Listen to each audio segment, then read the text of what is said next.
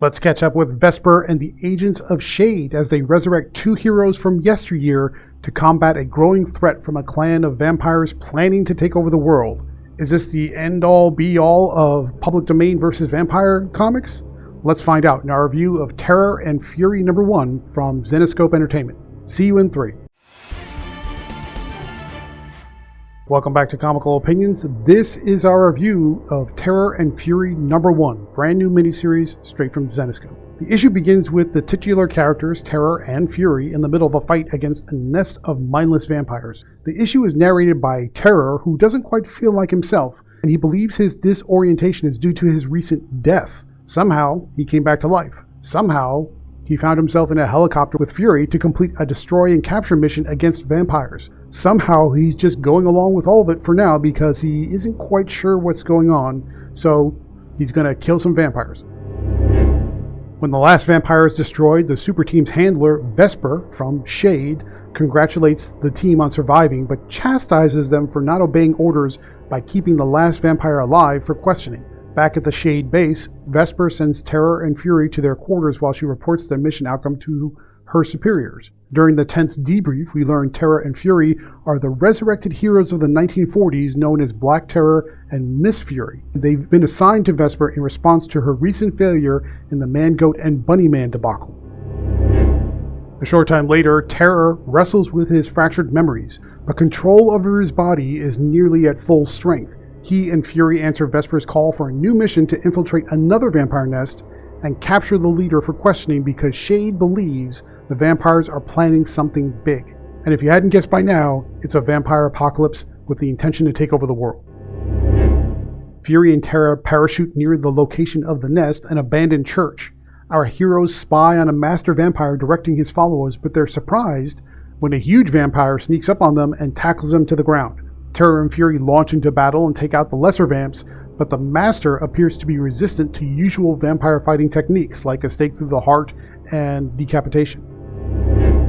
The issue concludes on a cliffhanger with the master recognizing his prey from a long time ago, which shouldn't be a surprise because they're both from the 1940s. A serum that spells trouble for humanity, especially when that serum has the effect of making vampires a little bit harder to kill, maybe a lot. And our heroes up against the ropes because they're in a really tough spot that they can't fight their way out of. Hey, do you want to be part of our growing community and get exclusive perks? Become a channel member today. By becoming a member, you'll support a channel you love, which is ours because everybody loves it, but you'll also gain access to special badges, emojis, and members-only content. Click the join button below to become part of our family and help us create more of the content you enjoy. Now let's get back to the review. And that's the issue, so let's talk about our impressions and what worked and what didn't. First things first, just going to put it out there, I like this issue. Writer Joe Bruscia invented a way to take public domain characters, rework them into semi-original characters, recognizable but different enough, and put them together in a decent action comic. Aspiring creators itching to mine the public domain for material would do well to follow Joe's example here. Plus, Bruscia injects enough mystery into the standard stop the vampire apocalypse type plot to give the story a unique twist. So even though if you peel back the layers, the plot is pretty straightforward and standard type of fare for monsters versus heroes type of thing, there's enough newness, there's enough originality, there's enough creativity to make it feel like it's something kind of unique and special. Let's switch gears for a second and talk about the art. Jordi Tarragona earns top marks on this art for two reasons. First, Terror and Fury #1 doesn't shy away from the blood and the gore, which in my book is a requirement for a vampire comic that takes itself seriously. It doesn't get campy, it doesn't go over the top with the seriousness, it's right there in the middle, but if you're talking vampires, it's gotta be bloody. A vampire comic without copious amounts of blood appropriately placed is, in a word, toothless. Sorry, that's a bad pun, but it is what it is. Second, the character redesigns for Terror and Fury look familiar, but they still stand up as original. You can tell Fury and Terror are variants of Miss Fury and Black Terror, but the designs are different enough that they stand on their own and they feel kind of fresh. So let's switch over to the positives and negatives, starting with what's great about Terror and Fury #1.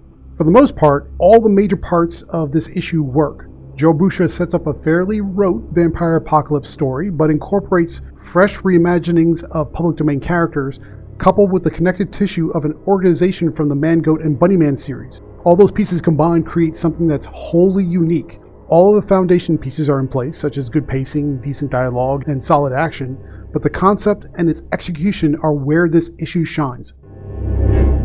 So that brings us to what's not great about Terror and Fury #1.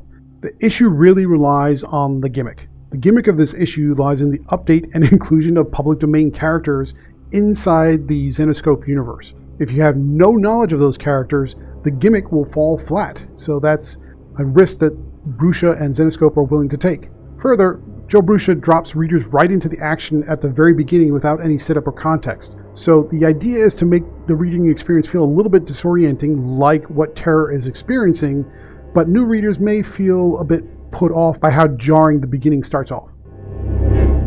Let's take a step back and look at the bigger picture and really dig into that public domain piece a little bit, because it's pretty key to how this issue turns out. If you're new to these characters, you may be wondering, who's that? What's public domain? I've never heard of any of these people and I don't know what you're talking about, and that's fair. When characters and stories live for so long, in this case usually about 70 years or so, they eventually fall into the public domain, which means anyone can use them without fear of copyright infringement, with all the standard legal caveats applying. Black Terror was a superhero created in 1941 who gave himself superpowers by drinking a special chemical concoction that he invented. So the character is, as of this writing, about 85 years old.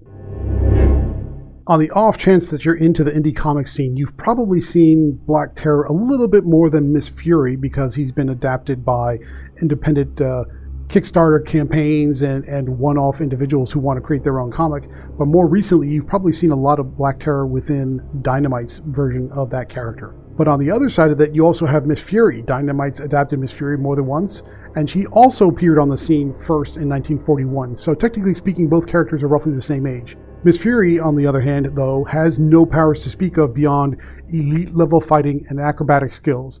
Pretty much in every way that counts, she's essentially a analog to Catwoman at DC Comics, if you know that character.